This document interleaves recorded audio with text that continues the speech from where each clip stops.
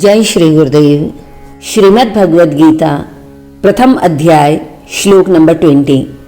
अथ व्यवस्थितान् दृष्ट्वा धार्तराष्ट्रान् कपिध्वजः प्रवृत्ते शस्त्रसम्पाते धनुरुद्यम्य पाण्डवः। ऋषिकेशं तदा वाक्यम् इदमाह महीपते। अथ व्यवस्थितान् दृष्ट्वा, अथ यानी जब शंखों के बजने की ध्वनि हुई, आफ्टर दैट यानी उसके पश्चात, तत्पश्चात, हे महीपते, हे राजन, संजय ने कहा, उसके पश्चात कपिध्वज है, जिनके रथ पर कपि यानी कपीश्वर हनुमान जी महाराज।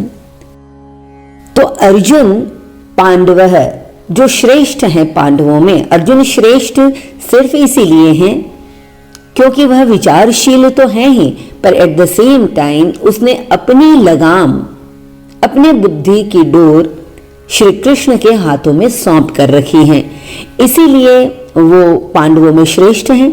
तो पांडवों में श्रेष्ठ अर्जुन के रथ पर हनुमान जी का चिन्ह केवल एक निशान नहीं था। हनुमान जी राम अवतार में तो उन्होंने भगवान के सारे कार्य किए ही, परंतु जब राम कृष्ण बनकर आए तो हनुमान जी कैसे पीछे रहते। और एक कारण और भी था कि हनुमान और भीम दोनों ही वायुपुत्र हैं। वनवास काल में महाभारत में ऐसी कई कथाएं हैं।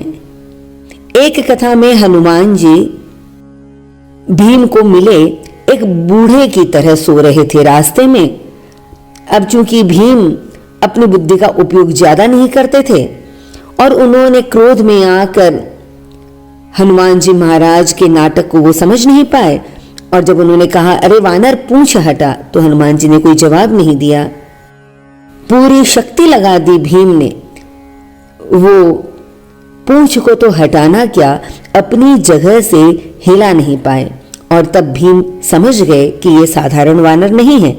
और तब हनुमान जी ने उन्हें दर्शन दिया और कहा कि हम तुम्हारे बड़े भाई हैं। यह समझा रहे हैं कि आने वाले समय में जब युद्ध की स्थिति होगी तो तुमने 100 कौरवों को मारने का संकल्प किया है, पर अगर इस मोटी बुद्धि से काम करोगे तो मार खा जाओगे। अपनी बुद्धि को सूक्ष्म रखो। सामने कोई बूढ़ा है तो उसे कमजोर नहीं समझना। ये शिक्षा देने के लिए हनुमान जी महाराज भीम के सामने आए कि आकृति को देखकर उसके भीतर का अनुमान मत करना, उसका भीतर बहुत ताकतवर हो सकता है। और उस समय उन्होंने भीम को शक्ति का वरदान भी दिया।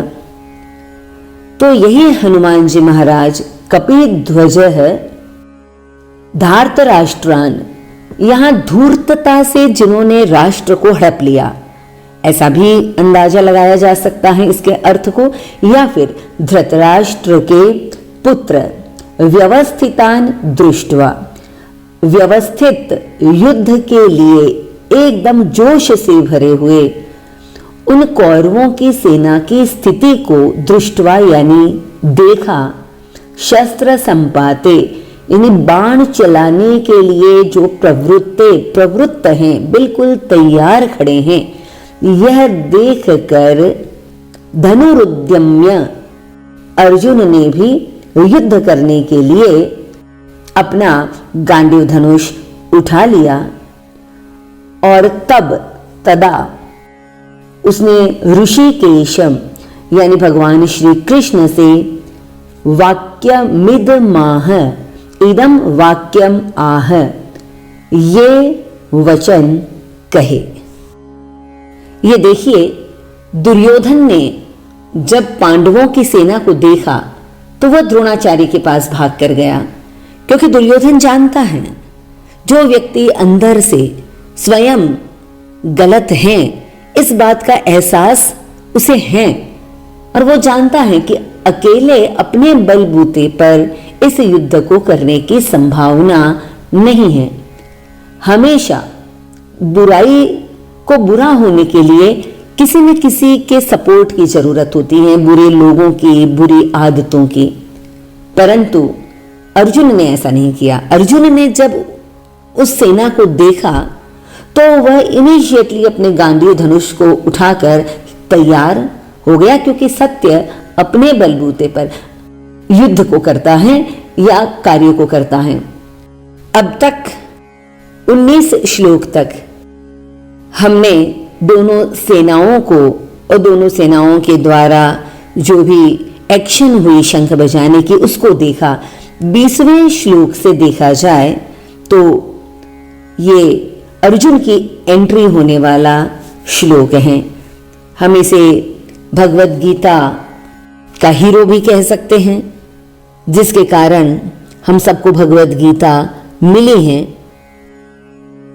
तो बुराई के भीतर, दुर्योधन के भीतर भय है और अर्जुन के भीतर निर्भयता है, उत्साह है, वीरता है और अपने कर्तव्य से भरे हुए वचन उसने भगवान श्री कृष्ण से कहे। यहां वो भगवान कृष्ण से कह रहा है, प्रार्थना पूर्ण होकर कह रहा है। तो जीवन में पहले तो गांडीव धनुष उठाया यानी पुरुषार्थ दिखाया और फिर उसने प्रार्थना की। तो यह क्रम बहुत महत्वपूर्ण है कि जीवन में बिना पुरुषार्थ के, बिना अपने कर्तव्य कर्मों को निभाए हम सिर्फ प्रार्थना करने से ही जीवन में सारे कार्य हो जाएंगे, ऐसी उम्मीद ना करें। कई बार होता है, शिकायत होती है कि हम प्रार्थना करते हैं और लगता है हमारी प्रार्थनाएं सुनी नहीं जाती, क्योंकि प्रार्थना का क्रम सही नहीं है। पहले आप you do your best, you make your best 100% effort to make this beautiful moment the perfect one, and then प्रार्थना आती है और फिर वो प्रार्थनाएं बहुत जल्दी सुनी जाती हैं। अर्जुन की प्रार्थना कैसे सुनी गई अगले श्लोक में देखेंगे। हरि ओम तत्सत।